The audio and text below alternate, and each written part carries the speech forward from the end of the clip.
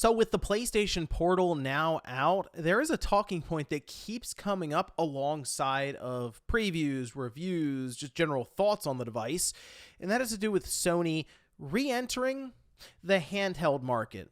I guess just with a system that will play these games natively, and it comes up because the PlayStation Portal sort of like skates that line, right, where it's not necessarily a full-on dedicated handheld device, but it certainly feels close when everything's working perfectly for it with the Wi-Fi connection and the PlayStation 5 and your home router. But something interesting is going on with the PlayStation Portal, and it does make me wonder if Sony maybe has gotten that message and could be thinking 4 or 5 years down the line that it's actually possible. We're going to go over that here today. So if you guys enjoy this video, make sure to hit that like button and subscribe if you're new to the SpawnWave Plus channel. I know what you're thinking. So Sony, would they really go back to the handheld market after what happened with, well, the Vita, really? The PSP was fairly successful. It sold over 80 million systems. Generally, when you sell more than 80 million of any game system, you figure that's considered a success, although the attach rate and the software sales certainly didn't align with the number of systems that Sony sold, and that's just because, let's face it, the PSP got hacked like crazy to where, yeah, a lot of games were just being pirated and just loaded up on the system. But with the PlayStation Portal at this time, it, of course, relies on the PS5, and while online, it's certainly been a talking point in terms of it just existing right now. I view it currently as a DualSense controller with a screen. It's it's technically the same price as the DualSense Edge at $200. Clearly, though, quite a bit more functionality when it comes to being able to play your games off of the TV. And it appears that, at least for now, the mainstream is reacting maybe differently than people who are online really talking about this, really plugged in, were expecting, because the PlayStation Portal is genuinely selling out. Like, there seems to be interest in this idea. And that's kind of where I come back to Sony, maybe taking notes and realizing, oh, okay, maybe there is still a market for us to have a handheld device if, one, we support it, and two, if we can make it work with maybe the PlayStation 5 games that are already there, or who knows, at this point, maybe PlayStation 6, 5 or 6 years down the line. So with the PlayStation Portal doing fairly well against selling out, and yes, scalpers having a field day with it right now on places like eBay, we have to see how things progress after the holidays, and if the PlayStation Portal is still being picked up and sold at a regular cadence.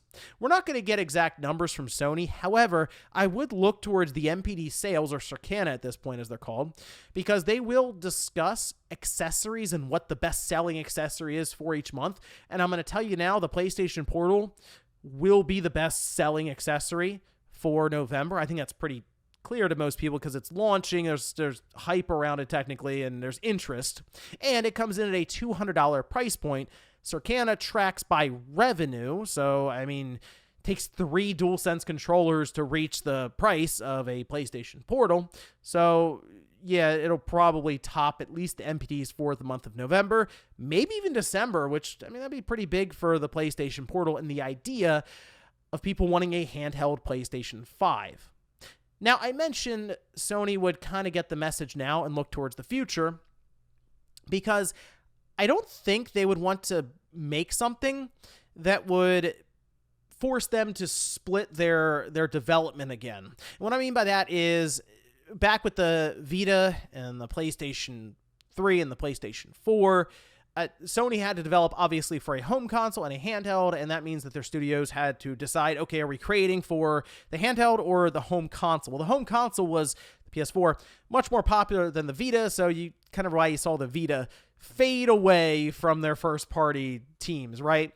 But if you could do what, say, Nintendo is currently experiencing, which is they brought all their studios together and they're working on one system with this hybrid device that is handheld and home console, then you can technically support that handheld system. And I think we could eventually get there. So the reason I don't think that the Portal, we'll say, even if Sony wanted to do it, is a dedicated handheld device, I don't necessarily think the technology's there just yet for AMD to provide something like that. And it really made me think about it when I saw Valve discuss this for the Steam Deck. Specifically, they were asked, of course, about a Steam Deck 2 because they announced and now have taken pre-orders and basically released the Steam Deck OLED, which was more of a sidestep and just working to improve basically everything about the current Steam Deck. But they didn't go in and change the chip out and make it more powerful. Slightly more just because the memory speed did improve somewhat, but it's like a 5 to 10% difference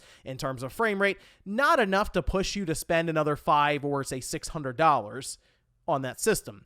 And Valve did discuss why exactly, and according to them, it has to do with the technology just not being there at this time. Now, they say here, this was actually in an interview that they had. Valve says technology doesn't exist yet for a full Steam Deck 2.0, and it really does just come down to, hey, we're working with AMD right now. We're R&Ding and figuring out what we can do maybe 3 or 4 years down the line. Like, it's going to be a little while before a Steam Deck 2 shows up. And if you consider that, them working with AMD, Sony working with AMD, yeah, it probably would coincide with maybe Sony's next system coming out in 2028. Maybe even it ends up in like 2029 or something. But at that time, maybe the technology would exist where you could have more or less parity within reason. I say within reason because the one advantage that a handheld system has, and you see it right now with this PlayStation Portal, you don't really need to go above 1080p for a handheld system that maybe has an 8-inch display. The Switch is still operating on a 720p display, and no one really ever complains about the resolution in handheld mode.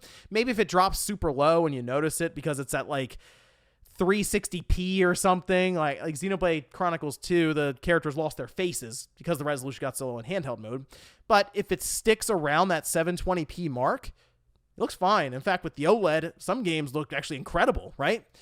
I feel like because of that, we could see technology get to the point where, yes, you can have a device that in handheld mode would play these 4K PS5 or PS6 games or PS5 Pro games at 1080p in handheld mode, and it would work just fine. And it would be to the point where, yes, you could have AMD providing the chip for the handheld, the chip for Sony's big home console system, and be able to design some of the back end when it comes to development to where the games will just work across both platforms, and developers won't necessarily have to decide where they're going with their game.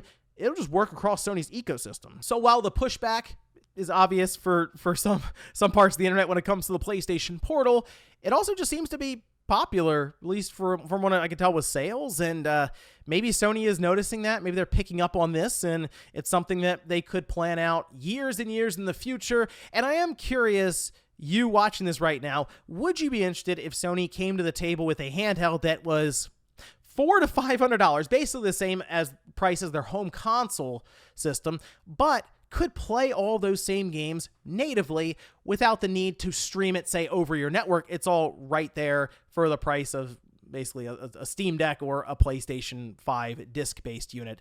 Let me know, because I am curious if that market really is still there, or if the PlayStation Portal is just intriguing to people maybe for a month or two after release, and then it just kind of fizzles out. Thanks, guys, for watching, and I'll see you next time.